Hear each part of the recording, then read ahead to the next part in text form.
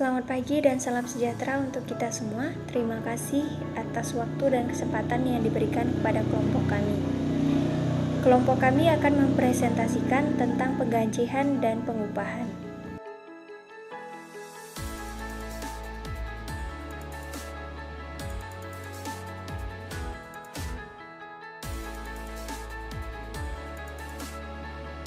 Dalam perusahaan manufaktur, pembayaran kepada karyawan biasanya dibagi menjadi dua golongan.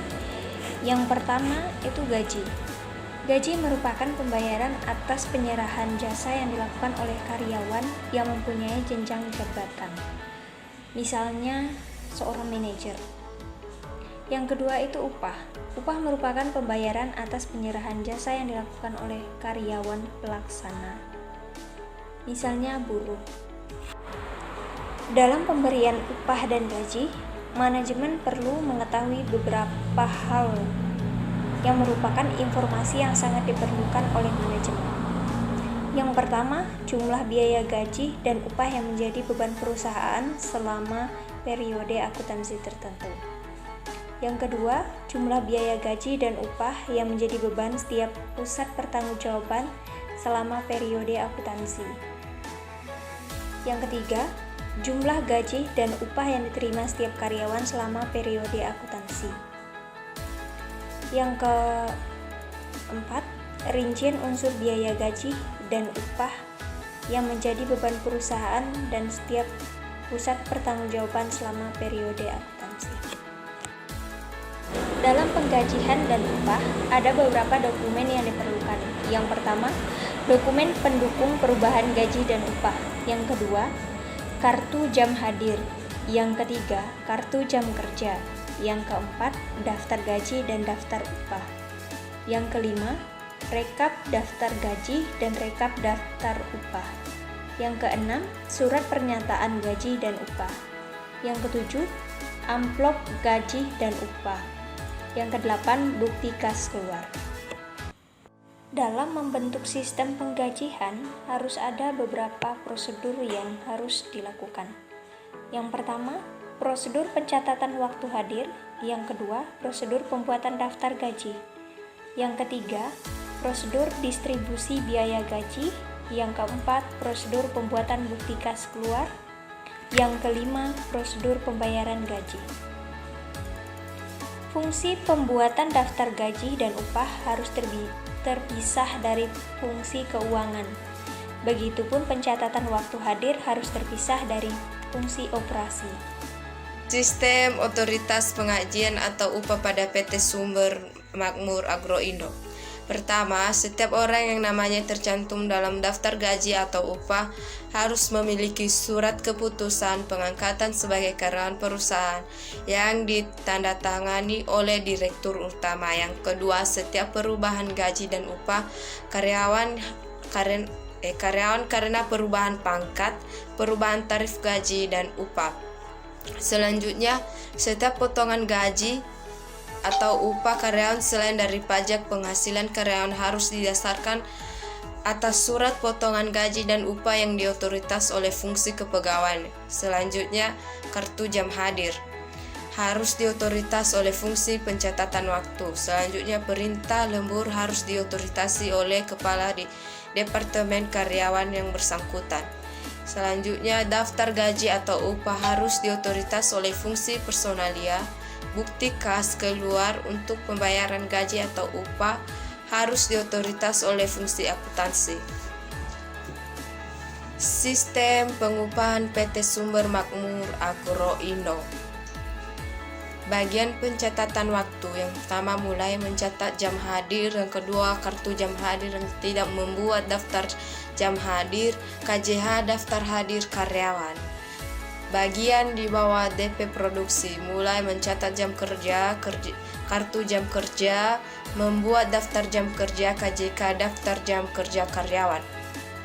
KJH daftar hadir karyawan, membandingkan daftar hadir dan daftar jam kerja karyawan, membuat daftar upah, membuat rekap daftar upah dan gaji pokok dan gaji karyawan. Selanjutnya KJH daftar jam kerja karyawan. Selanjutnya KPK daftar upah 2 bukti kas keluar. Baik, saya Maria Erlia akan melanjutkan materi dari sistem pengajian dan upah. Sistem akuntansi pengajian dan pengupahan dalam lingkungan pengolahan elektronik. Yang pertama, bagian kepegawaian. Mulai membuat surat keputusan perubahan data karyawan, surat keputusan perubahan data karyawan. Yang kedua, bagian pencatatan waktu. Mulai mencatat jam hadir karyawan, kartu jam hadir. Selanjutnya bagian di bawah DP produksi, yang itu mulai pencatatan jam kerja karyawan, kartu jam kerja. Bagian gaji dan upah, kartu jam kerja hadir, membandingkan dan membuat BTF, KJK, KJH, dan BTF. Kartu jam kerja, membandingkan dan membuat BTF, KJK, KJH, dan BTF. Daftar gaji dan upah sampai selesai. Selanjutnya KJK, KJH, BTF. BTF yang dimaksud BTF artinya bits transfer from, sedangkan KJH itu kartu jam hadir, KJK kartu jam kerja. Selanjutnya distribusi biaya gaji dan upah.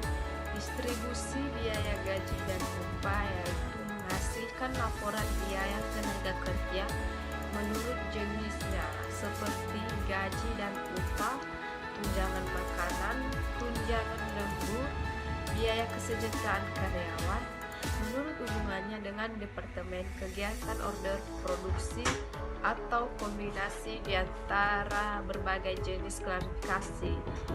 Yang pertama, metode rekening berkolom.